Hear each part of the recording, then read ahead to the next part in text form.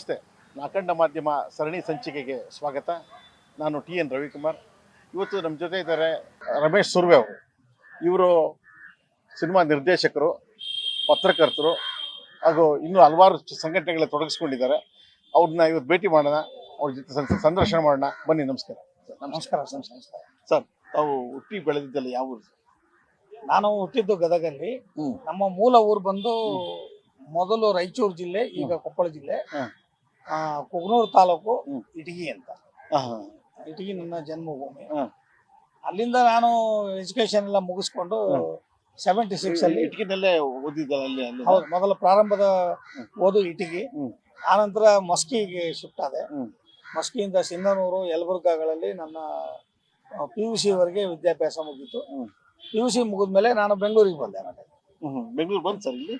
ಬೆಂಗಳೂರಿಗೆ 76 ಬಂದೆ. ನಾನು ಓದೋದಕ್ಕೆ ಅಂತಾನೆ ಬಂದೆ. ನಾನು 70 ಆದರ್ಶ ಫಿಲ್ಮ್ ಇನ್ಸ್ಟಿಟ್ಯೂಟ್ ನಲ್ಲಿ ಅಭಿನಯ ಕೋರ್ಸ್ ತಗೊಂಡಿದ್ದೆ. ಆಕ್ಚುಲ್ ಆಗಿ ನಂದು ಮೂಲ ಇದ್ದದ್ದು ನಿರ್ದೇಶಕನಾಗಬೇಕು ಅಂತ.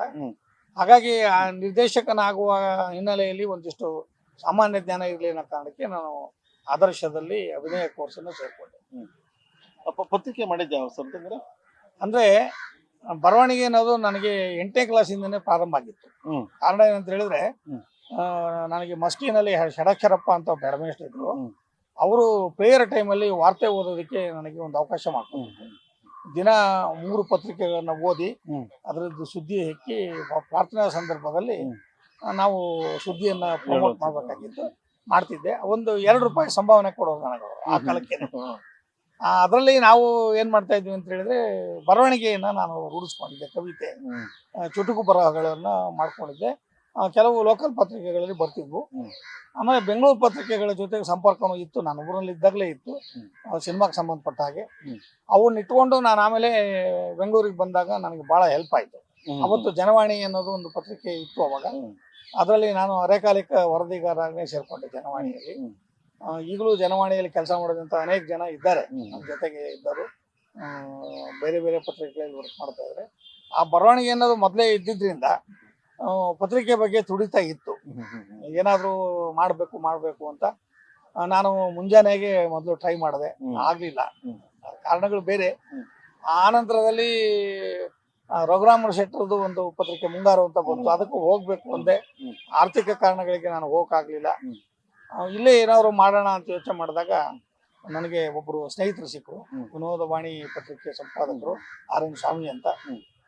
ಈಗ ನೀವು ಪ್ರೆಸ್ ಕ್ಲಬ್ ಅಲ್ಲಿ ಒಬ್ರು BN ರಮೇಶ್ ಅಂತಿದ್ರಲ್ಲ, ಅವ್ರ ತಂದೆ. ಅವರಿಂದಾಗಿ ನಾನು ಕಂಪ್ಲೀಟ್ ಆಗಿ ಮಾಧ್ಯಮಕ್ಕೆ ತೊಡಗಿಸ್ಕೊಳ್ಳುವಂತ ಅವಕಾಶ ಸಿಕ್ತು. ಅವರ ಪತ್ರಿಕೆಗೆ ಉಪಸಂಪಾದಕನಾಗಿ, ವರದಿಗಾರನಾಗಿ ನಾನು ಕೆಲಸ ಪ್ರಾರಂಭ ಮಾಡಿದೆ. 2 ವರ್ಷ ಅವ್ರ ಜೊತೆಲಿ ಇದ್ದೆ. ಎಲ್ಲ ಆಯಾಮಗಳು ಗೊತ್ತಾದ್ಮೇಲೆ ನಾನೇ ನಂದೇ ಒಂದು ಹೆಸರಿನಲ್ಲಿ ಸುರ್ವೆ ಪತ್ರಿಕೆ ಅಂತೇಳಿ 1985ರಲ್ಲಿ ನಾನು ಪ್ರಾರಂಭ ಮಾಡಿದ್ಮೇಲೆ ನಾನು ಮಾಧ್ಯಮದಲ್ಲಿ ಹಿಂತಿರುಗಿ ಇವತ್ತವರೆಗೂ ನೋಡಿಲ್ಲ. ಹೆಚ್ಚು ಕಡಿಮೆ ನಾನು ಮಾಧ್ಯಮಕ್ಕೆ ಬಂದು ವರದಿಗಾರನಾಗಿ, ಬರಹಗಾರನಾಗಿ, ಸಂಪಾದಕನಾಗಿ, ಸಹ ಸಂಪಾದಕನಾಗಿ ಎಲ್ಲವನ್ನೂ ಸೇರ್ಕೊಂಡ್ರೆ ಇವತ್ತು ಈ ವರ್ಷಕ್ಕೆ 50 ವರ್ಷ ಆಯ್ತು. 50 ವರ್ಷ? ಹೌದು. 2 ಪತ್ರಿಕೆಗಳ ಸಂಪಾದಕತ್ವ ಇಟ್ಕೊಂಡಿದ್ದೇನೆ. ಯಾವ ಪತ್ರಿಕೆ? ಒಂದು ಸುರ್ವೆ ಪತ್ರಿಕೆ 40ನೇ ವರ್ಷ ಇದು. ಇನ್ನೊಂದು ಜೀನಿಯಸ್ ಡೈರಿ ಅಂತ 34ನೇ ವರ್ಷ. 2 ಪತ್ರಿಕೆಗಳು ಮಾಡಿದ್ದೇನೆ. ಆಮೇಲೆ 85ರಲ್ಲೇನೆ ಒಂದು ಸುದ್ದಿ ಸಂಸ್ಥೆ ಮಾಡಿದ್ದೆ ನಾನು. ಅದ್ರ ಹೆಸರಿನಲ್ಲೇ ಅನೇಕ ಲೇಖನಗಳನ್ನ ಬರೆದಿದ್ದೇನೆ, ಸುರ್ವೆ ನ್ಯೂಸ್ ಸೋರ್ಸ್ ಅಂತ. ಅದಾದ್ಮೇಲೆ ಈಗ ರೀಸೆಂಟ್ ಆಗಿ 2016-17ರಲ್ಲಿ ಯೂಟ್ಯೂಬ್ ಚಾನಲ್ ಮಾಡಿದೆ, ಸುರ್ವೆ ನ್ಯೂಸ್ ಅಂತ. ಅದು ಹತ್ತತ್ರ 30 ಲಕ್ಷ ವ್ಯೂವರ್ಸ್ಗಳನ್ನ ಒಳಗೊಂಡಿದೆ. ಒಂದು 20,000 ಜನ ಮೆಂಬರ್ಸ್ ಇದ್ದಾರೆ. ಒಂದಿಷ್ಟು ಜಾಹೀರಾತು ದುಡ್ಡು ಬರುತ್ತೆ. ಹೇಗ ನಡೆದಿದೆ ಜೀವನ ಅನ್ನೋದು ಇವತ್ತು ಮಾಧ್ಯಮಗಳು ಗೊತ್ತಲ್ಲ ನಿಮಗೆ. ಜಾಹೀರಾತು ಯಾವ್ದಾದ್ರು ಸಂಬಂಧಪಟ್ಟ ಹಾಗೆ ಪ್ರಾಡಕ್ಟ್ ಮಾಡಿದ್ರೆ ಒಂದಿಷ್ಟು ಹಣಕಾಸು ನೋಡ್ಬೋದೇ ಹೊರತು ಸರ್ಕಾರದಿಂದ ಯಾವ ಸಣ್ಣ ಪತ್ರಿಕೆಗಳಿಗೆ ಯಾವ ಲಾಭಗಳು ಇಲ್ಲ. ಸಣ್ಣ ಪತ್ರಿಕೆ ಎಷ್ಟೋಗ್ತಾ ಇವೆ? ಇಲ್ಲ, ನಿಂತೋಗಿವೆ ಬಹಳಷ್ಟು ಪತ್ರಿಕೆಗಳು. ಅದೆಲ್ಲೋ ನಮ್ಮಂಥವ್ರು ಪತ್ರಿಕೋದ್ಯಮದಲ್ಲೇ ಇರಬೇಕು ಅನ್ನೋ ಕಾರಣಕ್ಕೆ ಜೀವ ಇಟ್ಕೊಂಡು ಕಂಟಿನ್ಯೂ ಮಾಡ್ತಾ ಬಂದಿದ್ದೇವೆ. ನಂದು ಈ ಸುರ್ವೆ ಪತ್ರಿಕೆಗೆ 39 ಮುಗಿದು ಈಗ 40 ಸ್ಟಾರ್ಟ್ ಆಗಿದೆ. 30 ಇಯರ್ಸ್ ಆಯ್ತು ಸಂಪಾದಕನಾಗಿ. ಹಾಗಾಗಿ ಮಾಧ್ಯಮದಲ್ಲಿ ನಾನು ಇನ್ನೂ ಭರವಸೆ ಕಳ್ಕೊಂಡಿಲ್ಲ. ಪ್ರಿಂಟ್ ಮೀಡಿಯಾಕ್ಕೆ ಲೈಫ್ ಇದೆ ಅಂತ. ಎಷ್ಟೇ ಎಲೆಕ್ಟ್ರಾನಿಕ್ ಮೀಡಿಯಾಗಳು ಬಂದಿದ್ರು ಕೂಡ ಪ್ರಿಂಟ್ ಮೀಡಿಯಾಗ ಸತ್ಯಾಸತ್ಯತೆಗಳ ಪರೀಕ್ಷೆಗಾಗಿ ಜನ ಈಗಲೂ ಪ್ರಿಂಟ್ ಮೀಡಿಯಾ ನಂಬ್ತಾರೆ. ಈ ಸರ್ ವಿಶ್ವೇಶ್ವರ ಪ್ರಶಸ್ತಿ ಕೊಡ್ತಾರೆ, ಬೇರೆ ಆ ಥರ ಪ್ರಶಸ್ತಿಗಳೆಲ್ಲ ಕೊಡ್ತಾರೆ. ಇಲ್ಲ, ಅದು ನಾನು SSLC ಓದುವಾಗ ಹ್ಮ್. ಅಥವಾ PUC ಇರ್ಬೇಕಂತ ಕಾಣಿಸುತ್ತೆ. ನಾನ್ ಡೀಟೇಲ್ ಇತ್ತು ನಮ್ಗೆ. ಹ್ಮ್. ವಿಶ್ವೇಶ್ವರಯ್ಯನವರ ಜನ್ಮ ಪುಸ್ತಕ ಹ್ಮ್. ನಾನ್ ಡೀಟೇಲ್ ಇತ್ತು. ಹಾಗಾಗಿ 1 ವರ್ಷ ಅವರನ್ನ ಓದ್ಬೇಕಾದಂತ ಪ್ರಸಂಗ ಬಂತ ನಮ್ಗೆ. ಹ್ಮ್. ಆ 1 ವರ್ಷ ಓದಿದಾಗ ಒಬ್ಬ ಸಾಧಕ, ಕರ್ನಾಟಕದ ಒಬ್ಬ ಸಾಧಕ ಈ ಪ್ರಮಾಣದ ಸಾಧನೆ ಮಾಡೋಕೆ ಸಾಧ್ಯತೆ ಇದೆಯಾ? ಕರ್ನಾಟಕದಲ್ಲಿ ಮಾಡಿದ್ದಾರೆ, ಭಾರತದಲ್ಲಿ ಮಾಡಿದ್ದಾರೆ, ವಿಶ್ವದಲ್ಲಿ ಮಾಡಿದ್ದಾರೆ ಅಂದಾಗ ನಾನು ಅವರ ಸಾಧನೆಗಳ ಬಗ್ಗೆ ಪ್ರಭಾವಿತನಾಗಿ ಮುಂದೆ ಏನಾದರೂ ಇದ್ರೆ ನಾನು ಏನಾದರೂ ಮಾಡಬೇಕು ಅಂತ ಯೋಚನೆ ಮಾಡಿದಾಗ ನನಗೆ ಮೊದಲು ಹೊಡೆದಿದ್ದು ಟ್ರಾನ್ಸ್ಪೋರ್ಟೇಷನ್ ಅಲ್ಲಿ. ಹ್ಮ್. VRL ಅಂತ ನನ್ನ ಮೊದಲನೇ ಸಂಸ್ಥೆ. ಹ್ಮ್. ನೀವು ಗಾಬರಿ ಆಗಬಹುದು. ಹ್ಮ್. VRL ಅಂದ್ರೆ ವಿಶ್ವೇಶ್ವರಯ್ಯ ರೋಡ್ ಲೈನ್ಸ್ ಅಂತ. ಅದನ್ನ ನಾನು ಮೊದಲು ಮಾಡಿದ್ದೆ. ಕೋಡೆ ಹರಿಯವರನ್ನ ಭೇಟಿ ಮಾಡಿ ಈ ಪ್ರಾಜೆಕ್ಟ್ ಅನ್ನ ನಾನು ಪ್ರೊಡಕ್ಷನ್ ಮಾಡಬೇಕು, ಸಾರಿಗೆ ಉದ್ಯಮದಲ್ಲಿ ನಾವು ಕೋಡೆಯವರ ಜೊತೆಗೆ ತೊಡಗಿಸ್ಕೋಬೇಕು ಅಂತೇಳಿ ಆಗಲೇ ನಾವು ಒಂದು 1000 ಬಸ್ಸುಗಳ ಒಂದು ಮಾಸ್ಟರ್ ಪ್ಲಾನ್ ಅನ್ನ ಮಾಡ್ಕೊಂಡಿದ್ದೆ. ಹಲವು ಕಾರಣಗಳಿಂದ ನನಗೂ ಕೋಡೆಯವರೆಗೂ ಸೆಟ್ ಆಗಲಿಲ್ಲ ಅಥವಾ ಹೊಂದಾಣಿಕೆ ಆಗಲಿಲ್ಲ. ಹಾಗಾಗಿ ನನ್ನ ಪ್ರಾಜೆಕ್ಟ್ ನೆನೆಗುದಿಗೆ ಬಿತ್ತು. ನಾನು ಬಿಟ್ಟು ಈ ಮಾಧ್ಯಮದಲ್ಲೇ ನಾನು ಮುಂದುವರಿಬೇಕು ಅಂತ ಯೋಚನೆ ಮಾಡಿದಾಗ ಈ ವಿಶ್ವೇಶ್ವರಯ್ಯನ ಹೆಸರು ಬಿಡಬಾರ್ದು, ಏನಾದ್ರು ಮಾಡೋಣ ಅಂದಾಗ ಒಂದು ಸಂಸ್ಥೆ ಕಟ್ಟಿದ್ವಿ ನಾವು 92ರಲ್ಲಿ. ಭಾಳಷ್ಟು ಯೋಚನೆ ಮಾಡಿ 92 ಕಟ್ಟಿದಾಗ ಹೇಗೆ ಬೇಗ ನಾವು ಅಟ್ರಾಕ್ಟ್ ಆಗಬೇಕು, ಸಾರ್ವಜನಿಕರಲ್ಲಿ ಬೇಗ ಗುರುತಿಸ್ಕೋಬೇಕು ಅಂದಾಗ ನಮ್ಗೆ ಹೊಳೆದಿದ್ದೆ ಪ್ರಶಸ್ತಿಗಳನ್ನ ಕೊಡಬೇಕು ವಿಶ್ವೇಶ್ವರಯ್ಯ ಹೆಸರಿನಲ್ಲಿ ಅಂತ. ಆ ಸಂದರ್ಭದಲ್ಲಿ ಒಂದು 5-6 ಸಂಸ್ಥೆಗಳು ಬರೀ ಸಾಹಿತ್ಯಿಕ ವಾತಾವರಣದಲ್ಲಿ ಪ್ರಶಸ್ತಿಗಳನ್ನ ಕೊಡ್ತಿದ್ರು. ನಮ್ದು ಸಾಹಿತ್ಯೇತರ ವಾತಾವರಣವನ್ನು ಸೃಷ್ಟಿ ಮಾಡಿ ನಾವು ಕಾಮನ್ ಆಗಿ ಮೊದಲು 9 ಜನಕ್ಕೆ ನಾವು ಕೊಡೋಕೆ ಶುರು ಮಾಡಿದ್ವಿ ನವರತ್ನ ಪ್ರಶಸ್ತಿ. ಯಾವತ್ತಿಂದ? 92ರಿಂದ ವಿಶ್ವೇಶ್ವರಯ್ಯ ನವರತ್ನ ಪ್ರಶಸ್ತಿ ಅಂತ ಒಂದು 10 ವರ್ಷ ಕೊಟ್ವಿ. ಮಾಧ್ಯಮಗಳು ನನಗೆ ಬಹಳಷ್ಟು ಸಹಕಾರಗಳು ಕೊಟ್ಟವು ಆ ಟೈಮಲ್ಲಿ. ಹಾಗಾಗಿ ನಾವು ಬೇಗ ಗುರುತಿಸ್ಕೊಂಡ್ವಿ. 10 ವರ್ಷ ಆದ್ಮೇಲೆ ಬರೀ ಪ್ರಶಸ್ತಿಯಿಂದನೇ ಬೆಳೆಯಕ್ಕಾಗಲ್ಲ ಅಂತ ಅನಿಸ್ತು. ಏನ್ ಮಾಡ್ಬೇಕು ಅಂತ ಮಕ್ಕಳನ್ನ ದೃಷ್ಟಿ ಇಟ್ಕೊಂಡು ಈ ವಿಶ್ವೇಶ್ವರಯ್ಯನವರ ಸಾಧನೆಯನ್ನು ಮುಂದಿನ ಪೀಳಿಗೆಗೆ ಡಂಪ್ ಮಾಡಬೇಕು ಅನ್ನೋದು ಯೋಚನೆ ಬಂದಾಗ ನಾವು ಸಹಜವಾಗಿ ಇದನ್ನ ಮಕ್ಕಳ ಸಮ್ಮೇಳನಕ್ಕೆ ನಾವು ಅಡಿಪಾಯ ಹಾಕಿದ್ವಿ. ಆ ಥರದಲ್ಲಿ ಇದುವರೆಗೂ ಹೆಚ್ಚು ಕಡಿಮೆ 12 ಮಕ್ಕಳ ಸಮ್ಮೇಳನಗಳಾಗಿವೆ. ಒಂದೊಂದು ಸಮ್ಮೇಳನಕ್ಕೆ ಒಬ್ಬೊಬ್ಬರು ಸಮ್ಮೇಳನ ಅಧ್ಯಕ್ಷರ ಥರ 4 ದಿನಗಳ ಕಾಲ ನಮ್ಮ ಸಂಸ್ಥೆ 12 ಸಮ್ಮೇಳನ ಮಾಡಿದೆ. ನಿಮ್ಗೆ ಆಶ್ಚರ್ಯ ಆಗ್ಬೋದು, ಮೊದಲನೇ ಸಮ್ಮೇಳನ ಮಾಡಿದಾಗ ಜಿ ವೆಂಕಟಸುಬ್ಬಯ್ಯ ಅಧ್ಯಕ್ಷರು, ಆಮೇಲೆ ಪಾಟೀಲ ಪುಟ್ಟಪ್ಪ, ಆಮೇಲೆ ನಾಡೋಜ ಕಮಲಹಂಪನ, ಆಮೇಲೆ ದೊಡ್ಡರಂಗೇಗೌಡರು. ಅವರು ಸಮ್ಮೇಳನಾಧ್ಯಕ್ಷರಾಗಿ ನಮ್ಮ ಕಾರ್ಯಕ್ರಮ ಯಶಸ್ವಿಗೊಳಿಸಿದ 10 ವರ್ಷಗಳ ನಂತರ ಅವರು ಕೇಂದ್ರ ಸಾಹಿತ್ಯ ಸಮ್ಮೇಳನದ ಅಧ್ಯಕ್ಷರಾಗಿದ್ದಾರೆ ಅನ್ನೋದನ್ನ ನೀವು ಪರಿಗಣಿಸ್ಬೇಕು. ಅಂದ್ರೆ ಅವರ ಸಾಧನೆಗಳನ್ನ ನಾವು 10 ವರ್ಷ ಮೊದಲೇ ಗುರುತಿಸಿ ಅವ್ರನ್ನ ಸಮ್ಮೇಳನಾಧ್ಯಕ್ಷ ಮಾಡಿದ್ವಿ ಅನ್ನೋದು ನಮ್ಮ ಸಂಸ್ಥೆಯ ಒಂದು ಕ್ರೆಡಿಟ್. ಎಲ್ಲರೂ ದಿಗ್ಗಜರೇ ಆಗಿರೋ ಆ ದಿಗ್ಗಜರೇ. ಆಮೇಲೆ ಯೋಚನೆ ಮಾಡಿ 10 ವರ್ಷ ಆದ್ಮೇಲೆ ಅವ್ರಿಗೆ ಸಾಹಿತ್ಯ ಸಮ್ಮೇಳನದಲ್ಲಿ ಅವಕಾಶ ಸಿಕ್ಕಿರೋದು. ನಾವು ಅವ್ರನ್ನ ಗುರುತಿಸಿ ಅವ್ರನ್ನ ಕರೆದು ಅವರ ಸಾಧನೆಯನ್ನ ಮಕ್ಕಳಿಗೆ ತೋರ್ಪಡಿಸೋದಕ್ಕೆ ಏನ್ ಬೇಕೋ ಅದ್ ಮಾಡಿದ್ವಿ ಅನ್ನೋದು ನಮ್ಮ ಹೆಗ್ಗಳಿಕೆ ಅಂತ. ಆ ನಿಟ್ಟಿನಲ್ಲಿ ಒಂದು 100 ಜನ ಹೆಸರು ಹೇಳ್ಬೋದು. 100 ಜನ ಅದ್ಭುತ ಸಾಧಕರು ಇವತ್ತು ಪದ್ಮಭೂಷಣ, ಪದ್ಮಶ್ರೀ ಆ ಲೆವೆಲ್ಗೆ ಪ್ರಶಸ್ತಿ ತಗೊಂಡಂತವರ ಸಾಲಿನಲ್ಲಿ ಅವರ ಮೊದಲನೇ ಅವಾರ್ಡು ನಾವು ಕೊಟ್ಟಿದ್ದೇವೆ. ಅವರ ಪ್ರತಿಭೆಗಳನ್ನ ಎಷ್ಟು ಜನ ಕೊಟ್ಟಿದ್ವಿ ಪ್ರಶಸ್ತಿ? ಈಗ ಇಲ್ಲಿ 2 ಸಿಸ್ಟಮ್ಸ್ ಇತ್ತು ನಮ್ಮಲ್ಲಿ. ಒಂದು ಜನರಲ್ ಸಾಧಕರನ್ನ ಗುರುತಿಸಿ ಕೊಡೋದು, ಅದು ಒಂದು 30-35 ಸಾವಿರ ದಾಟಿದೆ. ಯಾವಾಗ ಈ ಮಕ್ಕಳ ಸಮ್ಮೇಳನ ಮಾಡಿದ ಮೇಲೆ ಮಕ್ಕಳಿಗೆ ಸಾಂಸ್ಕೃತಿಕವಾಗಿ ವೇದಿಕೆ ಕೊಡೋಕೆ ಶುರು ಮಾಡಿದ್ವಿ. ಆ ಸಾಂಸ್ಕೃತಿಕ ವೇದಿಕೆಗಳನ್ನ ಕೊಡೋಕೆ ಶುರು ಮಾಡಿದಾಗ ಅವ್ರಿಗೆ ಬಹಳ ದೂರದಿಂದ ಬರ್ತಾರೆ, ಬೀದರಿಂದ ಬರ್ತಾರೆ, ಬೆಳಗಾವಿಯಿಂದ ಬರ್ತಾರೆ, ಗುಲ್ಬರ್ಗಿಂದ ಬರ್ತಾರೆ. ಬರೀ ಪ್ರದರ್ಶನ ಮಾಡಿ ಒಂದು ಸರ್ಟಿಫಿಕೇಟ್ ಕೊಡೋದ್ರಲ್ಲಿ ಏನು ಅರ್ಥ ಇಲ್ಲ ಅನ್ಸ್ಬಿಟ್ಟು ಅವರನ್ನ ಆಯ್ಕೆ ಮಾಡಿ ಅವರಿಗೆ ಪ್ರದರ್ಶನದ ಅವಕಾಶ ಕೊಟ್ಟು ಅವರಿಗೆ ನಾವು ಒಂದು ಅವಾರ್ಡ್ ಕೊಡುವ ಸಿಸ್ಟಮ್ ಮಾಡಿದ ಮೇಲೆ ಈಗ ಎಲ್ಲರೂ ಸೇರಿ ವಿಶ್ವೇಶ್ವರಯ್ಯನವರ ಹೆಸರಿನಲ್ಲಿ ಬೇರೆ ಬೇರೆ ಹೆಸರುಗಳಲ್ಲಿ ನಾವು ಕೊಟ್ಟಂತ ಪ್ರಶಸ್ತಿಗಳ ಸಂಖ್ಯೆ 1.5 ಲಕ್ಷ ದಾಟಿದೆ. ಪ್ರೇಕ್ಷಕರಾಗಿ ಬಂದಿರುವ ಸಂಖ್ಯೆ 1 ಕೋಟಿ ದಾಟಿದೆ. ಒಂದು ವ್ಯಕ್ತಿ ಒಂದು 10 ಜನ ಕರ್ಕೊಂಡ್ ಬಂದಿದ್ದಾರೆ ಅಂತ ಲೆಕ್ಕ ಹಾಕೊಂಡ್ರೆ ಸರಾಸರಿ 700-800 ಜನ ನಮಗೆ ನಮ್ಮ ಸಮ್ಮೇಳನದಲ್ಲಿ ಭಾಗವಹಿಸಿದ್ದಾರೆ ಅಂತ ಲೆಕ್ಕ ಹಾಕೊಂಡ್ರೆ ನನ್ನ ಇದುವರೆಗಿನ ಎಲ್ಲ ಚಟುವಟಿಕೆಗಳನ್ನ ಕ್ರೋಢೀಕರಿಸಿದ್ದಾರೆ. ನಮ್ಮ ಸಂಸ್ಥೆ ಹೆಸರು ಅಥವಾ ನನ್ನ ಹೆಸರು ಕರ್ನಾಟಕದ 1 ಕೋಟಿ ಕನ್ನಡಿಗರಿಗೆ ಚಿರಪರಿಚಿತವಾದ ಹೆಸರು.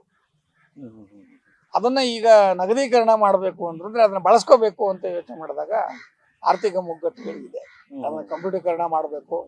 ಅವರ ವಿಳಾಸಗಳು, ಫೋನ್ ನಂಬರ್ಗಳು, ಅವರ ಸಾಧನೆಗಳನ್ನು ದಾಖಲಿಸಿದ್ರೆ ಆ ನೆಟ್ವರ್ಕು ನಮಗೆ ಈ ಇವತ್ತಿನ ಸಾಮಾಜಿಕ ಜಾಲತಾಣದ ಮೂಲಕ ನಮಗೆ ಸ್ಪಂದಿಸ್ಬೋದು. ಹಾಗಾಗಿ ಆ ಪತ್ರಿಕೋದ್ಯಮ, ಪ್ರಶಸ್ತಿ ಮತ್ತು ನಾನು ಬೇರೆ ಬೇರೆ ಸಾಮಾಜಿಕ ಚಟುವಟಿಕೆಗಳ ಮೂಲಕ ಒಂದು ನೆಟ್ವರ್ಕ್ ಮಾಡಿಟ್ಟಿದ್ದೇನೆ. ಆ ನೆಟ್ವರ್ಕನ್ನು ಸಂಪೂರ್ಣವಾಗಿ ಬಳಸ್ಕೊಳ್ಳೋದಕ್ಕೆ ಆರ್ಥಿಕ ತೊಂದರೆಗಳಿವೆ. ನಾನು ಎಂದೂ ಹಣದ ಬೆನ್ನತ್ತಿ ಹೋದವನಲ್ಲ. ಈಗಲೂ ನಾನು, ನೀವು ನಂಬಿದರೆ ನಂಬಿ ಬಿಟ್ಟು ಬಿಡಿ, ಬೆಂಗಳೂರಿಗೆ ಬಂದು 50 ವರ್ಷ, ನನ್ನ ಎಲ್ಲ ಸಾಧನೆಗೂ 50 ವರ್ಷ. ಟಿಲ್ ನಾನು ಬಾಡಿಗೆ ಮನೇಲಿ ಇದ್ದೀನಿ ಅಂದರೆ ಯಾರೂ ನಂಬಲ್ಲ. ಆದರೆ ಹೆಂಡತಿ ಬಟ್ಟೆ ಒಗೆದು ಇಸ್ತ್ರಿ ಮಾಡಿ ಕೊಡ್ತಾಳೆ, ಅವನ್ನ ಹಾಕ್ಕೊಂಡು ಶೋ ಕೊಡೋದ್ರಲ್ಲಿ ನಮಗೊಂದು ಖುಷಿ ಇದೆ. ನಾವು ಶೋ ನೋಡಿ ಇವನು ಕೋಟ್ಯಾಧೀಶ ಇರ್ಬೋದು ಅಂತ ಯೋಚನೆ ಮಾಡ್ತಾರೆ. ನಮ್ಮ ಶೈಲಿ ಆ ಥರ ಇದೆ, ಇಷ್ಟೇ. ಈ ಸಿನಿಮಾ ನಿರ್ದೇಶಕ ಆಗಿದ್ದಾಗ ನೀವು? ಅಲ್ಲ, ಹೇಳಿದ್ನಲ್ಲ, ನಾನು ಬೆಂಗಳೂರಿಗೆ ಬಂದಿದ್ದೆ ಸಿನಿಮಾ ಓದು ಅಂತ. ಆಯ್ತು. ಅಂದರೆ ನಾನು 5ನೇ ಕ್ಲಾಸಲ್ಲಿ ಇದ್ದಾಗ ನನಗೆ ಸಿನಿಮಾ ಹುಚ್ಚು ಕ್ರಿಯೇಟ್ ಆಯಿತು. ಕಾರಣ ಅವತ್ತು ಬೆಟ್ಟದ ಹುಲಿ ಅಂತ ಒಂದು ಸಿನಿಮಾ ಬಂದಿತ್ತು ನನಗೆ. ಆ ಜಯಂತಿ ಅವ್ರನ್ನ ನೋಡಿ ನಾನು ಜಯಂತಿ ಅವ್ರಿಗೆ ಹೀರೋ ಆಗಬೇಕು ಅಂತ ನಾನು ಆಸೆ ಪಟ್ಟೆ. ಒಂದು 11-12 ವರ್ಷದ ವಯಸ್ಸದು, ಆಸೆ ಸಹಜ. ಬಟ್ ನಮಗೆ ವಯಸ್ಸಿನ ಅಂತರಗಳ ಗೊತ್ತಿರಲಿಲ್ಲ. ಒಟ್ಟು ಹೀರೋ ಆಗಬೇಕು ಅಂತ ಆ ಉದ್ದೇಶ ಇಟ್ಕೊಂಡೇ ಬಂದಾಗ, ಮುಂದೆ ಹಲವು ಓದುಗಳ ಪರಿಣಾಮದಿಂದ, ಹಲವು ಜನರ ಪರಿಚಯದ ಪರಿಣಾಮದಿಂದ ನಟನೆಗಿಂತ ನಿರ್ದೇಶಕನಾಗಬೇಕು ಅನ್ನೋ ತುಡಿತ ಜಾಸ್ತಿ ಆಯಿತು. ಅದಕ್ಕೆ ಪುಟ್ಟಣ್ಣ ಕಾರಣ ಇರ್ಬೋದು, ಸಿದ್ಧಲಿಂಗಯ್ಯ ಕಾರಣ ಇರ್ಬೋದು, ಲಕ್ಷ್ಮೀನಾರಾಯಣ ಕಾರಣ ಇರ್ಬೋದು. ಹೀಗೆ ಭಾಳ ಜನ ನನ್ನ ಮೇಲೆ ಪ್ರಭಾವ ಬೀರಿದರು. ಅವರ ಪ್ರಭಾವದಿಂದಾಗಿ ನಾನು ನಿರ್ದೇಶಕನಾಗಬೇಕಂತ ಯೋಚನೆ ಮಾಡಿದಾಗ ಒಳಗೋಗಿ ದಾರಿ ಬೇಕಲ್ಲ. ಅದಕ್ಕೆ ಆರಿಸ್ಕೊಂಡಿದ್ದು ಅಭಿನಯ ತರಬೇತಿ ಆದರ್ಶ ಫಿಲ್ಮ್ ಇನ್ಸ್ಟಿಟ್ಯೂಟ್ನಲ್ಲಿ. ಬೈ ಲಕ್ಕಿ ನನಗೆ ಮೊದಲು ಪ್ರಿನ್ಸಿಪಾಲ್ ಆದವರು ಬಿ ಕಾರಂತ್ ಅವರು. ಆನಂತರ ಅರ್ಧ ವರ್ಷ ಪ್ರಿನ್ಸಿಪಾಲ್ ಆದವರು ಗಿರೀಶ್ ಕಾಸರವಳ್ಳಿ ಅವರು. ಇವರು ನನ್ನ ಮುಂದೆ, ಅಂದರೆ ನಮ್ಮ ಸ್ಟೂಡೆಂಟ್ಸ್ ಏನಿದ್ವಲ್ಲ, 16 ಜನ ಇದ್ವಿ ನಾವು. ನಮ್ಮ ಮುಂದೆ ಚಿತ್ರಲೋಕದ ಒಂದು ವಿಶ್ವದ ಲೋಕವನ್ನೇ ನಮ್ಮ ಮುಂದೆ ತೆಗೆದಿಟ್ಟರು ಇಬ್ರು. ಯಾರು? ಗಿರೀಶ್ ಕಾಸರವಳ್ಳಿ ಮತ್ತು ನಮ್ಮ ಇವರು. ತೆಗೆದಿಟ್ಟಾಗ ನಮಗೇನು ಲಾಭ ಆಯಿತು ಅಂದರೆ, ಜಗತ್ತಿನ ಅದ್ಭುತ ಸಿನಿಮಾಗಳನ್ನು ನೋಡುವ ಅವಕಾಶ ಸಿಕ್ತು. ನಾವು ಓದುವಾಗಲೇ ಒಂದು ನಾಸ್ಟಾಲ್ಜಿಯಾ ಅಂತೂ ಆಯಿತು. ಜಗತ್ತಿನ 50 ವರ್ಷದ ಚಿತ್ರರಂಗದ ಒಂದು ಸಾಧನೆಯನ್ನು ಬಿಂಬಿಸುವ ನಾಸ್ಟಾಲ್ಜಿಯಾ. ಅದು 14 ಸಿನಿಮಾಗಳನ್ನು ಮಾಡಿದ್ರು. ಬಾಲ್ಭವನದಲ್ಲಿ ನಡೀತದೆ, ಕಬ್ಬನ್ ಪಾರ್ಕ್ ಬಾಲ್ಭವನದಲ್ಲಿ. ನೀವು ನಂಬಲ್ಲ, ನಾನು ಪಕ್ಕದಲ್ಲಿ ರಜನಿಕಾಂತ್ ಕೂತಿದ್ರು ಆ ಸಿನಿಮಾ ನೋಡೋಕೆ ಬಂದಾಗ. ಮುಂದ್ಗಡೆ ಕಮಲ್ ಹಾಸನ್ ಕೂತಿದ್ರು. ಆ ಥರದ ದಿಗ್ಗಜರು ಆ ನಾಸ್ಟಾಲ್ಜಿಯಾದಲ್ಲಿ ಭಾಗವಹಿಸಿದ್ರು. ಅಂದರೆ ಭಾರತೀಯ ಚಿತ್ರರಂಗದ ಅನೇಕ ಗಣ್ಯ ನಟರು ಆ ನಾಸ್ಟಾಲ್ಜಿಯಾ ನೋಡಿದ್ರು. ಅದು ನೋಡಿದ ಮೇಲೆ ನಾನು ನಿರ್ದೇಶಕ ಆಗಬೇಕು ಅನ್ನುವ ಏನು ಆಸೆ ಇತ್ತಲ್ಲ, ಅದಕ್ಕೆ ಒಂದು ಅದ್ಭುತ ಕಾನ್ಸೆಪ್ಟ್ ಸಿಕ್ತು ನನಗೆ. ಅಂಥ ಸಿನಿಮಾಗಳನ್ನು ನಮಗೆ ಕಾಸರವಳ್ಳಿ ಮತ್ತು ಕಾರಂತ್ ತೋರಿಸಿದ್ರು. ಆ ಟೈಮಲ್ಲಿ ಗಿರೀಶ್ ಕಾರ್ನಾಡು ನಮಗೆ ಪಾಠ ಮಾಡಿದರು, ಲಂಕೇಶ್ ಪಾಠ ಮಾಡಿದರು, ಆರ್ ಟಿ ರಮಾ ನಮಗೆ ಪಾಠ ಮಾಡ್ತಿದ್ರು. ಒಳ್ಳೊಳ್ಳೆ ಜನಗಳು, ರಂಗಾಭರಣ ಭರಣ ಇರ್ಬೋದು, ಆ ಥರ ನಾಗಾಭರಣ ಅವರು. ಸಿನಿಮಾಗೆ ಸಂಬಂಧಪಟ್ಟಂತೆ ಒಳ್ಳೊಳ್ಳೆ ಜನರನ್ನು ಕರೆದು ಈ ಇಬ್ಬರು ಟೀಮು ನಮಗೆ ಒಳ್ಳೊಳ್ಳೆ ಪಾಠಗಳನ್ನ ಕಲಿಸ್ಬೋದು. ಪ್ರಾಕ್ಟಿಕಲ್ ಮಾಡೋದಕ್ಕೆ ಕೆಲವು ಚಿತ್ರೀಕರಣ ಕರ್ಕೊಂಡು ಹೋಗ್ತಾ ಇದ್ವಿ ನಮ್ಮನ್ನು. ಭಾಳಷ್ಟು ನಾನು ರಜನಿಕಾಂತ್ ಅವರ ಚಿತ್ರೀಕರಣ ನೋಡಿದ್ದೇನೆ, ಅನಂತ್ ನಾಗ್ ಅವರ ಚಿತ್ರೀಕರಣ ನೋಡಿದ್ದೇನೆ. ಈ ಸಿನಿಮಾಗಳು ರಜನಿಕಾಂತ್ ರಜನಿಕಾಂತದ್ದು ಹೆಸರುಗಳು ಕರೆಕ್ಟ್ ಇರ್ಲಿಕ್ಕಿಲ್ಲ. ಆಯ್ತು, ಮಾತು ತಪ್ಪದ ಮಗ ಇರಬೇಕು ಅಂತ ಅನ್ಕೊಂಡಿದ್ದೀನಿ. ಶಾರದಾ ಅನ್ನೋ ಒಬ್ಬ ಹಿರಿಯ ನಟಿ ಅದರಲ್ಲಿ ಪಾತ್ರ ಮಾಡಿದ್ರು, ರಜನಿಕಾಂತ್ ಇದ್ರು ಅದರಲ್ಲಿ. ಆಮೇಲೆ ಇವ್ರದ್ದು ಯಾರ್ದು ಶ್ರೀನಾಥ್ ಅವ್ರ ಪಿಕ್ಚರ್ಗೆ ಹೋಗಿದ್ವಿ. ಹೀಗೆ ಆಮೇಲೆ ಶಂಕರ್ನಾಗದ ಒಂದಾನೊಂದು ಕಾಲದಲ್ಲಿ ನಾವು ಧ್ವನಿ ಕೊಟ್ಟಿದ್ದೇವೆ ಕೆಲವು ಪಾತ್ರಗಳಿಗೆ. ಕಾರ್ನಾಡ್ ಅವ್ರದ್ದು ಇದು ಆ ಥರದ್ದು ಭಾಳಷ್ಟು ಸಿನಿಮಾಗಳಿಗೆ ನಮ್ಗೆ ಅಲ್ಲಿ ಅವಕಾಶ ಇತ್ತು. ಪ್ರತಿ ಶನಿವಾರ ವಿಶ್ವಮಟ್ಟದ ಸಿನಿಮಾಗಳನ್ನ ನೋಡುವ ಅವಕಾಶ ಇತ್ತು. ಒಳ್ಳೊಳ್ಳೆ ಲೆಕ್ಚರ್ಗಳಿಂದ ಪಾಠ ಕೇಳುವ ಅವಕಾಶ ಇತ್ತು. ಹಾಗಾಗಿ ಓದಿನ ಹಂಬಲದಿಂದ ನಿರ್ದೇಶಕನಾಗಬೇಕು ಅಂತ ಬಂದಾಗ ಮೋಹದ ಬಲೆಯಲ್ಲಿ ಅಂತ ಮೊದಲು ಪ್ರಯತ್ನ ಮಾಡಿದೆ ನಾನು. ಓದುವಾಗಲೇ ನನಗೆ ಒಂದು ವಾರ್ನಿಂಗ್ ಕೊಟ್ಟರು, ಇಲ್ಲ ಓದುವಾಗ ನೀವೇನೂ ಮಾಡೋಂಗಿಲ್ಲ ಅಂತೇಳಿ. ಆದರೂ ನಾವು ಒಳಗೆ ಎಲ್ಲ ರೆಡಿ ಮಾಡ್ಕೊಂಡಿದ್ವಿ ಮೋಹದ ಬಲೆಯಲ್ಲಿ ಅಂತ. ಕೋಕಿಲ ಮೋಹನ್ ಹೆಸರು ಕೇಳಿರ್ಬೋದು ನೀವು. ಕನ್ನಡದಿಂದ ಹೋಗಿ ತಮಿಳಿನಲ್ಲಿ 2ನೇ ಕಮಲ್ ಹಾಸನ್ ಅಂತ ಅವ್ರ ಹೆಸರು ಪಡ್ಕೊಂಡ್ರು. ಅವರನ್ನು ನಾವು ಹೀರೋ ಮಾಡಿದ್ವಿ, ಕೋಕಿಲ ಮೋಹನ್ ಅವ್ರನ್ನ. ಮೋಹದ ಬಲೆಯಲ್ಲಿ ಅಂತ ಸಿನಿಮಾ ಒಂದು 6-7 ಸಾಂಗನ್ನು ನಾನು ಆಗ್ಲೇ ರೆಡಿ ಮಾಡ್ತಿದ್ದೆ, ಟ್ಯೂನ್ ಕೂಡ ಮಾಡ್ತಿದ್ದೆ. ಕೆಲವು ಕಾರಣದಿಂದ ಆ ಸಿನಿಮಾನ ಸೆಟ್ ಇರಲಿಲ್ಲ. ಮುಹೂರ್ತದಿಂದ ಆಚೆ ಹೋಗ್ಲಿಲ್ಲ ಅದು. ಬಟ್ ಪ್ರಚಾರದ ವೈಖರಿಯಿಂದ ನಾನು ಮಾಧ್ಯಮದಲ್ಲಿ ಇದ್ದಿದ್ದರಿಂದ ಒಳ್ಳೆ ಪ್ರಚಾರ ಸಿಕ್ಕಿತ್ತು. ಒಂಥರ ಬ್ರಹ್ಮ ನಿರಸನ ಆಯಿತು. ಸದ್ಯಕ್ಕೆ ಹುಚ್ಚ ಆಗಲಿಲ್ಲ ಅಷ್ಟೇ, ಅಂದರೆ ಮೆಂಟಲ್ ಶಾಕ್ ಆಗಿ ಹುಚ್ಚ ಆಗಲಿಲ್ಲ. ಬದುಕು ಹೊಟ್ಟೆ ಸಮಸ್ಯೆನ ಮುಂದೆ ತಂದಿಡ್ತು. ಅದೇ ಸಮಯದಲ್ಲಿ ರಾಜ್ಕುಮಾರ್ ಮತ್ತು ಶಂಕರ್ನಾಗ್ ಅವ್ರನ್ನ ಹಾಕೊಂಡು ವೈಆರ್ ಸ್ವಾಮಿ ಅವರನ್ನು ಪಿಕ್ಚರ್ ಮಾಡ್ತಾ ಇದ್ರು.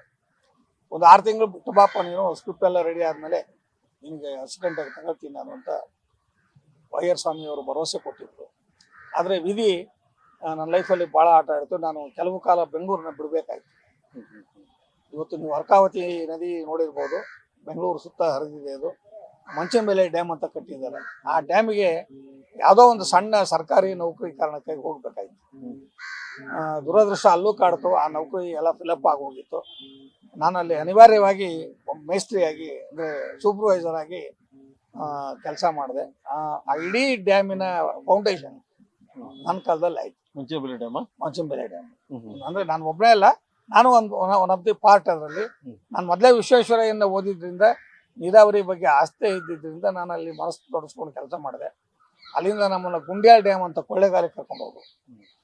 ಅಲ್ಲಿ ಅಷ್ಟೊತ್ತಿಗೆಲ್ಲ ಡ್ಯಾಮ್ ಮುಗಿದಿತ್ತು. ಆ ಕಾಡು ಹೇಗಿತ್ತು ಅಂದರೆ, ಇವತ್ತೇನು ವೀರಪ್ಪನ ಬಗ್ಗೆ ಕತೆ ಹೇಳ್ತು, ಇನ್ನೂ ವೀರಪ್ಪನ ಬೆಳಕಿಗೆ ಬಂದಿರಲಿಲ್ಲ ಅವಾಗ. ಬರೀ ಕಾಡಾನೆಗಳ ಕಾಟ ಅಲ್ಲಿ. ಅಂಥ ಒಂದು ಅರಣ್ಯ ಪ್ರದೇಶದಲ್ಲಿ ಒಂದು ಡ್ಯಾಮ್ ಇದೆ, ಗುಂಡ್ಯಾಲ್ ಡ್ಯಾಮ್ ಅಂತ ಅದಕ್ಕೆ ಹೆಸರು. ಅಲ್ಲಿ ವರ್ಕ್ ಮಾಡಿದ್ವಿ. ಆ ಟೈಮಲ್ಲಿ ಒಂದು ಕಮಲ್ ಹಾಸನ್ ಮತ್ತು ಶ್ರೀದೇವಿದು ಒಂದು ಸಿನಿಮಾ ಶೂಟಿಂಗ್ ಆಯಿತು ಅಲ್ಲಿ. ಹಾಡು ಒಳ್ಳೆ ದೃಶ್ಯ ಇದ್ದಂಥ ಡ್ಯಾಮಲ್ಲಿ, ಗುಂಡ್ಯಾಲ್ ಡ್ಯಾಮಲ್ಲಿ. ಹಾಗೆ ಇದ್ದಾಗ ನಾನು ಮತ್ತೆ ಬಂದು ಗಾಂಧಿನಗರ ಸೇರ್ಕೋಬೇಕು ಅಂತ ಆಸೆ, ಮತ್ತೆ ತಿರುಗಿ ವಾಪಸ್ ಬಂದೆ. ಅಲ್ಲದೆ ಗಾಂಧಿನಗರದಲ್ಲಿ ಇವತ್ತು ಗಾಂಧಿನಗರ ಇಲ್ಲ, ಅಲ್ಲಿ ಒಂದು 2-3 ಆಫೀಸ್ ಬಿಟ್ಟರೆ ಗಾಂಧಿನಗರವೇ ಇಲ್ಲ ಅಲ್ಲಿ. ಆದರೆ ಸಿನಿಮಾಕ್ಕೆ ಇವತ್ತು ಅದು ಒಂದು ಹೆಡ್ ಕ್ವಾರ್ಟರ್ ಇದ್ದಂಗೆ. ಅಲ್ಲಿ ಅಲಿಯುವಾಗ ನನಗೆ ಚಿನ್ನೇಗೌಡರು ಪರಿಚಯ ಆಯಿತು. ಅವರು ತಮ್ಮ ವಜ್ರೇಶ್ವರಿಗೆ ಅವರೇ ಮುಖ್ಯಸ್ಥರಾಗಿದ್ದರು. ನಾನು ಒಂದು ಸಣ್ಣ ಪುಸ್ತಕ ಬರೆದಿದ್ದೆ ರಾಜ್ಕುಮಾರ್ ಬಗ್ಗೆ. ಇದನ್ನು ಪ್ರಿಂಟ್ ಮಾಡ್ಬೇಕು ಸರ್, ನನ್ನ ಹತ್ರ ದುಡ್ಡಿಲ್ಲ ಅಂತ ಕೇಳಿದೆ. ನನಗೆ ಕೊಡು, ಓದ್ಬಿಟ್ಟು ನಿನಗೆ ಹೇಳ್ತೀನಿ ಅಂತೇಳಿ ಒಂದು 2-3 ದಿವಸ ತೊಗೊಂಡು ಓದಿದ್ರು. ಅವಾಗ ಏನು ಅನ್ನಿಸ್ತು ಏನು ಗೊತ್ತಿಲ್ಲ. ಅವತ್ತಿನ ಕಾಲಕ್ಕೆ ನನಗೆ ಐ ಥಿಂಕ್ ಅದು 82-83 ಅಂತ ಕಾಣಿಸುತ್ತೆ, $1,500 ಇದೊಂದು ಚೆಕ್ ಕೊಟ್ಟರು. ನನ್ನ ಹತ್ರ ಚೆಕ್ ಮುರಿಸೋದಕ್ಕೂ ಕೂಡ ವ್ಯವಸ್ಥೆ ಇರಲಿಲ್ಲ. ಹಾಗೆ ಚೆಕ್ ಮುರಿಸ್ಕೊಳ್ಳೋಂಥ ಒಂದು ವ್ಯವಸ್ಥೆ ಇತ್ತು ಬೆಂಗಳೂರಲ್ಲಿ. ಅಲ್ಲಿ ಅದನ್ನು ಕೊಟ್ಟು ಕಮಿಷನ್ ಬೇಸಿಸ್ ಮೇಲೆ ಡ್ರಾ ಮಾಡಿ ಆ ಪುಸ್ತಕ ಪ್ರಿಂಟ್ ಮಾಡಿದೆ. ಅದರದ್ದು ಪುಸ್ತಕದ ಒಂದು ಎಫೆಕ್ಟ್ ಹೇಳ್ತೇನೆ. ಇವತ್ತು ಏನು ಲೋಕಾಯುಕ್ತ ಕಚೇರಿ ಇದೆ, ಅಲ್ಲಿ ಎದುರುಗಡೆ ಒಂದು ದಾರಿ ಇದೆ ನೋಡಿ, ಒಳಗೋಗಿ ಅಲ್ಲಿ 3 ಮತ್ತು 4ನೇ ದರ್ಜೆ ನೌಕರರಿಗಾಗಿ ಕನ್ನಡಿಗರಿಗೆ ಆಸ್ತಿ ಕೊಡಬೇಕು ಅಂತೇಳಿ ಅಭಿಮಾನಿ ಸಂಘದವರು ರಾಜ್ಕುಮಾರ್ ಅವರ ಕರೆಸಿದ್ರು. ನಾನು ಅಲ್ಲಿ ನಿಂತಿದ್ದೆ ನೋಡ್ಕೊಂಡು. ಆ ಪುಸ್ತಕ ಮಾರಾಟ ಮಾಡಬೇಕು ಅಂತ ಹೋಗಿದ್ವಿ. ಆ್ಯಕ್ಚುಲ್ ಆಗಿ ತಳ್ಳೋ ಗಾಡಿ ಮೇಲೆ ಎಲ್ಲ ಪುಸ್ತಕ ಜೋಡಿಸ್ಕೊಂಡು ಹೋಗಿದ್ವಿ. ನಮ್ಮ ತಳ್ಳೋ ಗಾಡಿ ಪಕ್ಕದಲ್ಲೇ ಅಣ್ಣವ್ರ ಕಾರ್ ಬಂದು ನಿಂತ್ಕೊಳ್ತು. ನಾನು ನೋಡಿದೆ, ಗಾಬರಿ ಆಗೋದೆ. ನನ್ನ ಪಕ್ಕದಲ್ಲೇ ಬಂದು ನಿಂತಿತ್ತಲ್ಲ, ತಕ್ಷಣ ಆ ಪುಸ್ತಕ ಇತ್ತು, ಒಂದು ಪುಸ್ತಕ ಕೊಟ್ಟೆ. ನೋಡಿದ್ರು, ತಮ್ಮ ಫೋಟೋ ನೋಡಿ ಖುಷಿಯಿಂದ ತೊಗೊಂಡು ಹೋದರು. ಅವ್ರ ಭಾಷಣ ನಡೀತಾ ಇತ್ತು. ಭಾಷಣ ನಡೆಯುವಾಗ ಅಭಿಮಾನಿ ಸಂಘದವರು ಒಂದು ಪುಸ್ತಕ ಕೊಟ್ಟರು. ಅದು ಕನ್ನಡದ ಸಮಸ್ಯೆಗಳ ಬಗ್ಗೆ ಇದ್ದಂಥ ಪುಸ್ತಕ. ಈ ಅಣ್ಣವರು ತೋರಿಸುವಾಗ 2 ಪುಸ್ತಕ ಒಟ್ಟಿಗೆ ಇದ್ವಲ್ಲ, ಅವರು ಹಿಂಗೆ ತೋರಿಸಿ ಈ ಪುಸ್ತಕ ನೀವು ಓದಬೇಕು ಅಂತ ಅಂದಾಗ ಜನರಿಗೆ ಕಾಣಿಸಿದ್ದು ನಮ್ಮ ಪುಸ್ತಕ. ನಾವಲ್ಲಿ ಮಾರಾಟಕ್ಕೆ ಇಟ್ಟಿದ್ವಿ. ಅರ್ಧ ಗಂಟೆಯಲ್ಲಿ 2,000 ಪ್ರತಿಗಳು ಕಡಲೆಪುರಿ ಹಂಚಿದಂಗೆ ಮಾರಾಟ ಆಯಿತು. ನನಗೆ ದುಡ್ಡು ಬಂತು. ಒಂದು ಹೆಚ್ಚು ಕಡಿಮೆ $2,000-3,000 ಹೆಚ್ಚಿನ ಅಮೌಂಟ್ ಬಂದಿತ್ತು. ಚಿಲ್ಲರೆ ಇಲ್ಲದ ಕಾರಣಕ್ಕೆ ಇಲ್ಲಿ ಇಟ್ಕೊಳ್ರಿ ಅಂತ ಕೊಟ್ಟು ಹೋದರ ಸಂಖ್ಯೆ ಜಾಸ್ತಿ ಇತ್ತು. ಅದು ನನಗೆ ಒಂದು $12,000-13,000 ಹಣವನ್ನು ಕೊಡ್ತು ಅಲ್ಲಿ ಅವತ್ತು ಒಂದೇ ದಿವಸ. ನನ್ನ ಲೈಫಲ್ಲಿ ನೋಡಿದ ಮೊದಲ ಹಣ ಅದು. ಅದಕ್ಕೆ ಕಾರಣ ರಾಜ್ಕುಮಾರ್ ಅವರು, ಚಿನ್ನೇಗೌಡರು. ಅಲ್ಲಿಂದ ಟರ್ನಿಂಗ್ ಪಾಯಿಂಟ್ ಸಿಕ್ತು. ಈ ಪತ್ರಿಕೋದ್ಯಮಕ್ಕೆ ಎಂಟ್ರಿ ಆದೆ. ಸುರ್ವೆ ಪತ್ರಿಕೆ ಬಂತು, ಇಂಜಿನಿಯರ್ಸ್ ಡೈರಿ ಬಂತು. ಆಮೇಲೆ ಕರ್ನಾಟಕವನ್ನು ಸುತ್ತೋಗಿ ಶುರು ಮಾಡಿದೆ. ಹೇಳಿದ್ನಲ್ಲ ಮೊದಲೇ ನೀರಾವರಿ ಬಗ್ಗೆ ನನಗೆ ಆಸಕ್ತಿ ಇತ್ತು ಅಂತ. ನಾನು ಹೆಚ್ಚು ಕಡಿಮೆ 44 ಪ್ರಾಜೆಕ್ಟ್ಗಳನ್ನು ನೋಡಿದ್ದೇನೆ. 44 ಪ್ರಾಜೆಕ್ಟ್ಗಳ ಸಮಸ್ಯೆಗಳು ಗೊತ್ತು, ನೀರಾವರಿ ಸಮಸ್ಯೆಗಳು ಗೊತ್ತು. ಅನೇಕ ಸಮಸ್ಯೆಗಳ ಪರಿಹಾರಕ್ಕೆ ನಾನು ಸಲಹೆಗಳು ಕೊಟ್ಟಿದ್ದೇನೆ. ಆದರೆ ಆಳವ ಅರಸರಿಗೆ ದುಡ್ಡೆಲ್ಲಿ ಬರುತ್ತೆ ಅನ್ನೋದನ್ನು ನೋಡ್ತಾರೆ ಹೊರತು ಇದರಿಂದ ಜನರಿಗೆ ಏನು ಹೆಲ್ಪ್ ಆಗುತ್ತೆ ಅನ್ನೋದ್ರ ಬಗ್ಗೆ ಯೋಚನೆ ಮಾಡಲ್ಲ. ಇವತ್ತು ನೀವು ಪೇಪರಲ್ಲಿ ನೋಡಿರ್ಬೋದು, 500 ಕೋಟಿ ಮಹಿಳೆಯರು ನಮ್ಮ ಸಾರಿಗೆಯನ್ನು ಬಳಸುವ ಮೂಲಕ ನಮಗೆ ಶಕ್ತಿ ತುಂಬಿದ್ದಾರೆ ಅಂತ ನೋಡಿದ್ದೀರಲ್ಲ, ಅದನ್ನು ಇವತ್ತಿಗೆ 25 ವರ್ಷದ ಹಿಂದೆನೆ ನಾನು ಇಡೀ KSRTCಯನ್ನು BMTCಯನ್ನು ಫ್ರೀ ಮಾಡೋದ್ರಿಂದ ಏನು ಲಾಭ ಆಗುತ್ತೆ ಅಂತೇಳಿ ಅವತ್ತಿನ ಉಪಾಧ್ಯಕ್ಷರು ಅಥವಾ ಕಾರ್ಯದರ್ಶಿಗಳು ಅಂತ ಇಟ್ಕೊಳ್ಳಿ ಅಥವಾ ಸೆಕ್ರೆಟರಿ MD, ಆ MD ಅವರು ಮುಡುಬಿ ಅಂತ ಇದ್ರು, ಬಾಬುರಾವ್ ಮುಡುಬಿ ಅಂತ. ಅವ್ರಿಗೆ ಹೇಳಿದ್ದೆ ನಾನು, ಈ ಟ್ರಾನ್ಸ್ಪೋರ್ಟೇಷನ್ನ ಫ್ರೀ ಮಾಡೋದ್ರಿಂದ ಬಂಡವಾಳವಿಲ್ಲದೆ 50% ಅನ್ಎಂಪ್ಲಾಯ್ಮೆಂಟ್ ಪ್ರಾಬ್ಲಮ್ ಸಾಲ್ವ್ ಆಗುತ್ತೆ ಅಂತ, ಅವತ್ತು 20 ವರ್ಷದ ಹಿಂದೆ. ಈಗ ಇವರು ಹೇಳ್ತಾ ಇದ್ದಾರೆ 500 ಕೋಟಿ ಜನ ಭಾಗವಹಿಸಿದ್ದಾರೆ ಅಂತ. ಇವರ ಉದ್ದೇಶ ಬೇರೆ, ನನ್ನ ಉದ್ದೇಶ ಬೇರೆ. ನಂದು ನಿರುದ್ಯೋಗದ ದೃಷ್ಟಿಯಿಂದ ಉಚಿತ ಮಾಡಬೇಕು ಅಂತಿತ್ತು. ಇವರು ಸುಮ್ಮನೆ ಶೋಕಿಗೋಸ್ಕರ ಮಾಡ್ದಂಗೆ ಆಗಿದೆ. ಎಲ್ಲರೂ ಓಡಾಡ್ತಾರೆ, ಎಲ್ಲರೂ ಶೋಕಿಗೇನೆ. ಯಾವ ಗನಂದಾರಿ ಕೆಲಸ ಇಟ್ಕೊಂಡು ಯಾವ ಹೆಣ್ಮಕ್ಳು ಹೋಗ್ತಾ ಇಲ್ಲ. ನೀವೆಲ್ಲ ಜೋಕ್ ನೋಡ್ರಿ, ರಿಲೀಸ್ ಬರ್ತಾ ಇದೆ. ಎಲ್ಲಿ ಹೋಗ್ತಾ ಇದೆಯಾ ಅಂತ ಕೇಳಿದ್ರೆ ಹಾಲಿಗೆ ತರೋದಕ್ಕೆ ನಾನು ನೆಲಮಂಗಲದಿಂದ ಅತ್ತಿಗುಪ್ಪೆಗೆ ಹೋಗ್ತಾ ಇದ್ದೀನಿ, ಇನ್ಯಾವುದೋ ಅತ್ತಿಬಿಲಾಗೆ ಹೋಗ್ತಾ ಇದ್ದೀನಿ ಅನ್ನೋದನ್ನ ಜೋಕ್, ಆ ಥರದ್ದು ಆಗಿದೆ. ತಪ್ಪೇನಲ್ಲ, ಆದರೆ ಉದ್ದೇಶ ಈಡೇರಲಿಲ್ಲ ಅಷ್ಟೇ.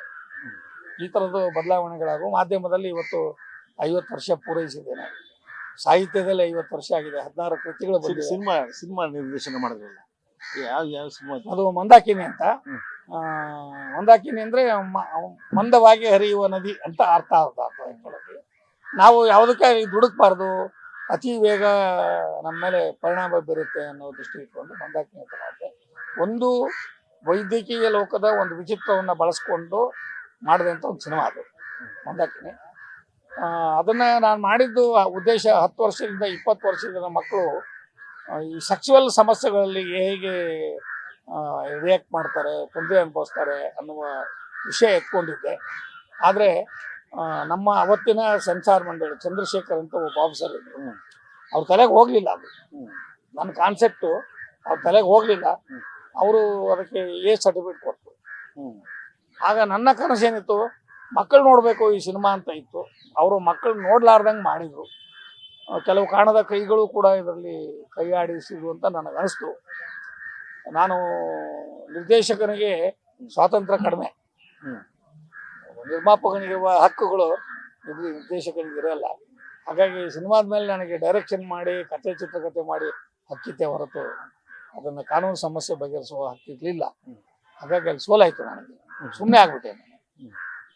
ಟ್ರಿಬ್ಯುನಲ್ಗೆ ಹೋಗೋದಕ್ಕೂ ನಮ್ಮ ಪ್ರೊಡ್ಯೂಸರ್ ಅವಕಾಶ ಕೊಡಲಿಲ್ಲ. ಅವರು ಅಸಹಾಯಕರಿದ್ದರು, ಅವರು ಹೊಸಬ್ರು ಇದ್ದರು. ಹಾಗಾಗಿ ಅವ್ರಿಗೂ ಅಯ್ಯೋ ಏನಾಗುತ್ತೆ ಏನೋ, ಬೇಡ ಬಿಡಿ ರಿಲೀಸ್ ಮಾಡಿಬಿಡೋಣ ಅಂತ ಬಂತು. ಹಾಗಾಗಿ ಸರ್ಟಿಫಿಕೇಟ್ ಕೊಟ್ಟಾಗ ಏನಾಯಿತು ಅಂದರೆ ಒಂದು ವರ್ಗ ಬರಲೇ ಇಲ್ಲ ಥಿಯೇಟ್ರಿಗೆ. ಅದು ನಮ್ಮ ಸಮಸ್ಯೆ ಆಯಿತು.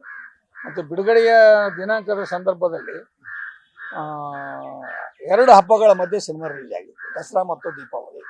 ಸಾಮಾನ್ಯವಾಗಿ ಲೇಬರ್ ಪಾಯಿಂಟ್ ಅಂತ ಏನಿದೆ, ಅವ್ರು ಯಾರೂ ಆ ಟೈಮಲ್ಲಿ ಇರಲ್ಲ. ಅವತ್ತು ಆ ಟೈಮಲ್ಲಿ ಹೇಗಿರುತ್ತೆ ರೋಡುಗಳಂದರೆ, ನೀವು ಎಮರ್ಜೆನ್ಸಿ ರೋಡಲ್ಲೇ ದಿಂಬಿಟ್ಕೊಂಡು ಮಲಗಬಹುದಾದಂಥ ಒಂದು ವಾತಾವರಣ ಇರುತ್ತೆ. ಹಾಗಾಗಿ ಸಿನಿಮಾ ಓಡಲಿಲ್ಲ ಅವಾಗ. ನಂದಂತಲ್ಲ, ಆವತ್ತು 400ರಿಂದ 500 ಸಿನಿಮಾಗಳು ಸೆನ್ಸಾರ್ನಿಂದ ಎಫೆಕ್ಟ್ ಆದವು. ಹಲವು ಅನಗತ್ಯವಾಗಿ ಕೊಟ್ಟೋದ್ರಿಂದ ಎಫೆಕ್ಟ್ ಆದವು. ಇನ್ನು ಕೆಲವು ಪ್ರೇಕ್ಷಕರ ಕೊರತೆಯಿಂದ ವಾಪಸ್ ಬಂತೆ ಇಲ್ಲ, ಬರಲಿಲ್ಲ. ಒಂದು 10% ಬರಲಿಲ್ಲ. ಆದರೆ ನನ್ನ ನಿರ್ಮಾಪಕ ನಿನ್ನನ್ನು ಬೆಳಕಿಗೆ ತರೋಕ್ಕೋಸ್ಕರ ಈ ಸಿನಿಮಾ ಮಾಡ್ತೀನಿ ಅಂತ ಭರವಸೆ ಕೊಟ್ಟಿದ್ದರಿಂದಾಗಿ ಅವರು ಅದರ ಬಗ್ಗೆ ಏನು ತಲೆ ಕೆಡಿಸ್ಕೊಳ್ಳಿಲ್ಲ. ಆದರೆ ಕೆಲವರು ಅವರನ್ನು ಹಾದಿ ತಪ್ಪಿಸಿದ್ರು. ಅದರಿಂದಾಗಿ ನಾನು ಬೇಡ ಸಿನಿಮಾ ಅಂತ ಹೋದವರು ಇನ್ನು ಕೆಲವರ ಇದರಿಂದ ಮತ್ತೆ ಬಂದು ಬೇರೆ ರೀತಿಯಲ್ಲಿ ಸಿನಿಮಾ ಮಾಡೋಕ್ಕೆ ಹೋಗಿ ಒಂದು ಹೆಚ್ಚು ಕಡಿಮೆ ಒಂದು 5-6 ಕೋಟಿ ಕಳ್ಕೊಂಡ್ರು ಅವರು. ನನ್ನಿಂದ ಅಲ್ಲ, ನನ್ನಿಂದ ಒಂದು 2 ಕೋಟಿ ಕಳ್ಕೊಂಡ್ರಿ ಅದೇನು ಸುಳ್ಳೇನಲ್ಲ. ದೇವರು ಅನುಕೂಲ ಕೊಟ್ಟರೆ ನನಗೆ ನಾನು ಇನ್ನೂ ಆಶಯ ಭಾವನೆಯಿಂದ ಇದ್ದೇನೆ. ಇನ್ನೂ 1-2 ಸಿನಿಮಾ ಮಾಡಬೇಕು ಅಂತಿದೆ. ಒಳ್ಳೆ ಕಥೆಗಳಿವೆ, ಒಳ್ಳೆ ಸಬ್ಜೆಕ್ಟ್ ಇವೆ. ನನ್ನ ಹತ್ರ ಒಂದು 80ರಿಂದ 90 ಕಥೆಗಳಿವೆ. ಯಾರಾದರೂ ನನ್ನನ್ನು ಕತೆ ಕೊಡಿ ಅಂತ ಕೇಳಿದರೆ ಕೊಡಬಲ್ಲೆ. ಮತ್ತು ನಾನು ಈಗಾಗಲೇ ಸುಮಾರು ಜನ ಕತೆ ಹೇಳಿದ್ದೀನಿ, ಯಾರೂ ನನ್ನ ಕತೆ ರಿಜೆಕ್ಟ್ ಮಾಡಿಲ್ಲ. ದುರ್ದೈವ ಅಂತ ಹೇಳ್ತೀವಲ್ಲ, ಅದೃಷ್ಟ ಇಲ್ಲ ಅಂತ ಕತೆಗಳು ಸಿನಿಮಾ ಆಗಿಲ್ಲ. ಒಳ್ಳೆ ಡೈರೆಕ್ಟರ್ ಕತೆ ಹೇಳಿದ್ದೀನಿ, ಅದೃಷ್ಟ ಇಲ್ಲ ಸಿನಿಮಾ ರಂಗದಲ್ಲಿ. ಹಾಗಾಗಿ ಮುಂದಿನ ದಿನಗಳಲ್ಲಿ ಬರ್ಬೋದು ಅಂತ ವೇಟಿಂಗ್ ಮಾಡ್ತಾ ಇದ್ದೀನಿ. ಆ ಮಂದಾಕಿನಿ ಮಾಡಿದ ಮೇಲೆ ಸ್ವಲ್ಪ ಹೆಲ್ತ್ ಅಪ್ಸೆಟ್ ಆಯಿತು.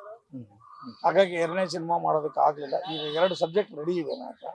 ಒಂದು ಉತ್ತರಾಧಿಕಾರಿ ಅಂತ, ಇನ್ನೊಂದು ವಿಜಯಲಕ್ಷ್ಮಿ ಅಂತ. ಎರಡು ಅದ್ಭುತ ಕಥೆಗಳಿರುವಂಥ ಸಿನಿಮಾಗಳು.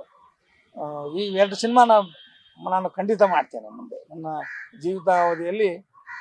ಏನಾದರೂ ಪ್ರಯತ್ನ ಮಾಡಿ ಎರಡು ಸಿನಿಮಾ ಮಾಡಬೇಕು ಅಂತ ಇದೆ. ಮುಂದೆ ಅದೃಷ್ಟ ಇದ್ದರೆ ಮಾಡ್ಬೋದು, ಬಟ್ ಅದೃಷ್ಟ ಇಲ್ಲದೆ ಇರಲಿ, ನಾನು ಇದನ್ನು ಭಾಳ ರಿಸ್ಕ್ ತಗೊಂಡು 2 ಸಿನಿಮಾ ಮಾಡಬೇಕು ಅಂತ ತೀರ್ಮಾನ ಮಾಡಿದ್ದೀನಿ. ಈಗಾಗಲೇ ಉತ್ತರಾಧಿಕಾರಿಯ ಬಗ್ಗೆ 1-2-3 ಪ್ರೊಡ್ಯೂಸರ್ಗಳು ಮಾಡಿದ್ದಾರೆ, ಬಟ್ ಅದನ್ನು ನಾನು ಡೈರೆಕ್ಟ್ ಮಾಡಬಾರ್ದು ಅಂತ ಯೋಚನೆ ಮಾಡಿದ್ದೀನಿ. ಕಾರಣ ಇಷ್ಟೇ, ಅದು ಒಂದು ಧಾರ್ಮಿಕ ಭಾವನೆ, ಪೊಲಿಟಿಕಲ್ ಹಿನ್ನೆಲೆ ಇರುವಂಥ ಕತೆ. ಆ ಕಥೆಯಲ್ಲಿ 3 ಜನ ಮುಖ್ಯಮಂತ್ರಿಗಳ ಪಾತ್ರ ಇದೆ. ಪಾತ್ರಧಾರಿಗಳಿಗೆ 3 ಬೇರೆ ಬೇರೆ ಮುಖ್ಯಮಂತ್ರಿಗಳು ಬರ್ತಾರೆ. ಈಗ ನಾವು ಕುಮಾರಸ್ವಾಮಿಯನ್ನು ಮೊದಲು ತಗೊಳ್ತೀವಿ, ಯಡಿಯೂರಪ್ಪ ಆಮೇಲೆ ಬರ್ತಾರೆ, ಕೊನೆಗೆ ಕ್ಲೈಮ್ಯಾಕ್ಸಲ್ಲಿ ಸಿದ್ದರಾಮಯ್ಯ ಬರ್ತಾರೆ. ಆ ಥರದ ಒಂದು ಕಥೆಯನ್ನು ಬರೆದಿದ್ದೇನೆ. ಈಗ ಆ 3 ಮುಖಗಳನ್ನು ನಾನು ಇಂಟ್ರೊಡಕ್ಷನ್ ಮಾಡಬೇಕು ಅಂದರೆ ನನ್ನ ಮುಖಕ್ಕೆ ಅಲ್ಲಿ ಫೇಸ್ ವ್ಯಾಲ್ಯೂ ಸಿಗೋದಿಲ್ಲ ಅಂತ. ಹಾಗಾಗಿ ಪ್ರತಿಷ್ಠಿತ ನಿರ್ದೇಶಕರ ಮೊರೆ ಹೋಗಬೇಕು ಅಂತ ಯೋಚನೆ ಮಾಡಿದ್ದೇನೆ. ಪ್ರೊಡಕ್ಷನ್ ಕನ್ಫರ್ಮ್ ಆದರೆ ನಾನು ಯಾರು ಬಾಗಿಲಾದರೂ ಒಳ್ಳೆಯ ಡೈರೆಕ್ಟರ್ ಬಾಗಿಲು ಬಿಡೋದು ಹಿಂದೆ ನಿಂತು ಈ ಸಿನಿಮಾ ಕತೆ, ಚಿತ್ರಕಥೆ, ಸಂಭಾಷಣೆ ಇಟ್ಕೊಂಡು ಸಿನಿಮಾ ಮಾಡಿಸಬಲ್ಲೆ ಅಂತ ಅಂದ್ಕೊಂಡಿದ್ದೀನಿ. ಇಲ್ಲ ಯಾರೋ ನೀವೇ ಮಾಡಿ ಅವ್ರನ್ನ ನಾವು ಬುಕ್ ಮಾಡಿಕೊಡ್ತೀವಿ ಅಂದರೆ ನಾನೇ ಮಾಡ್ತೀನಿ. ಸರ್, ಇದುವರೆಗೂ ನಮ್ಮ ಟಿವಿ ಚಾನಲ್ಗೆ ತಮ್ಮ ಎಲ್ಲ ಅನುಭವಗಳನ್ನು ಹಂಚ್ಕೊಂಡ್ರೆ ತುಂಬ ಧನ್ಯವಾದಗಳು. ನಮಸ್ಕಾರ.